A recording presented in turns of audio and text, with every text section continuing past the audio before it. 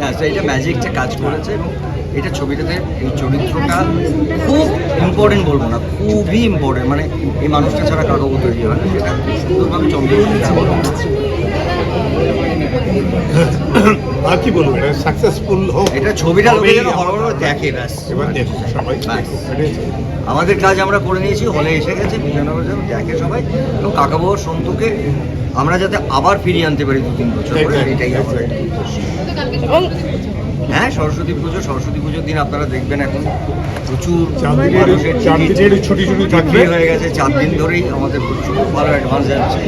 এবং আমি অনেস্টলি বলছি, মানে আমাদের কালকে একটা টেকনিক্যাল কারণে 1-2 করে হল আসছিল, এবং আমি দেখছিলাম যেটাই আসছে তার 1-1.5 ঘন্টার মধ্যে 40টা টিকিট। মানে মানুষজন না ওই তৈরি আছে, কারণ কাকাবুটা আসলে একটা সিনেমা নয়। আমি বারবার বলি এটা বাঙালিদের একটা ইমোশন, এই ইমোশনটাকে আমরা ফিরিয়ে আনার চেষ্টা করি উইথ অল অনেস্টি। এই কথাটা একটু বললাম, অনেস্টি খুব দরকার সিনেমাতে, এটা বোধহয় আমরা দুজনে প্রায় আলোচনা করে থাকি। অনেস্টি নিয়ে একটা ছবি বানানো, অনেস্টির সাথে মানুষের কাছে ছবিটা নিয়ে আসা, তারপরে দর্শকের হাতে ছেড়ে। টেনশন আমাদের দুজনেরই, টেনশন বেশি, আমার বেশি হয়, চিরকাল বেশি হয়। আমি তো চিরকাল লাফিয়ে বেড়াই, তো আমার টেনশন বেশি হয়। এবং কাকাবাবু মানেই নস্টালজিয়া, কাকাবাবু মানেই সেই ছোটবেলায় ফিরে যাওয়া। আবার করে যখন কাকাবাবু মানে দুজনেই করলে, তখন তোমরাও কি একটু ছোটবেলায় ফিরে গেলে? এক্ষুনি বলছিলাম, ছেলেবেলায় বারবার যেতে ইচ্ছে করে, এটা একটা তার সুযোগ সেখানটা ফেরা। আজকে সকালবেলা বলছিলাম, আমার ওখানে স্পোর্টস হচ্ছিল আমার বাড়ির সামনে স্টেডিয়ামে, সেখান থেকে ভেসে আসছিল গোপী গান, বাগবানের গান, তারপরে তার মিউজিকটা। আমি বললাম, এই রে মনে পড়ে যাচ্ছে, সেই কোথায় যেন দেখেছিলাম, কবে যেন দেখেছিলাম সিনেমাটা।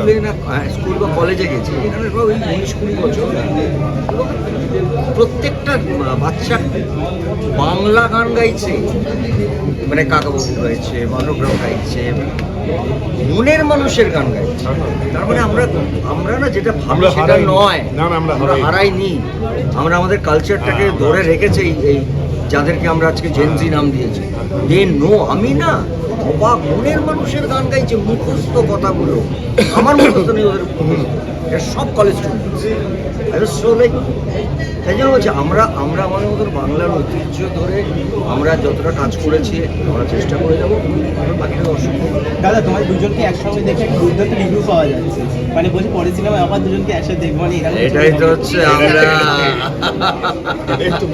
প্ল্যানিং করছি, এটাই তো আমরা। তাই এই জুটিটা আবার কবে ফিরবে এবার বলো? গ্রেট ভাবে ফিরবে। দীপকদা পরিচালনা দিতে পারি, সেটা আমরা কথা নিয়ে বলি, কিন্তু আমরা দুজনে, আমাদের সঙ্গে আরেক দাদা থাকবে, মানে 3 জিত একসাথে ফিরবে। শুধু জিতটাকেও নিয়ে নিতে পারে।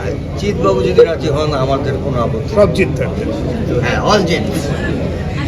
তাহলে সেটাও কি তখন ট্রেন্ডিং এ পাওয়া যাবে? হ্যাঁ, পাওয়া যেতে পারে। এখন থেকে তো হ্যাঁ, ট্রেন্ডিং এ তো থাকবো, শুরু হয়ে গেছে। আরেকটা বিষয় যেটা সঙ্গে এই মুহূর্তে যেটা এটা তুমি জানো আমাকে দেখে মাস্টার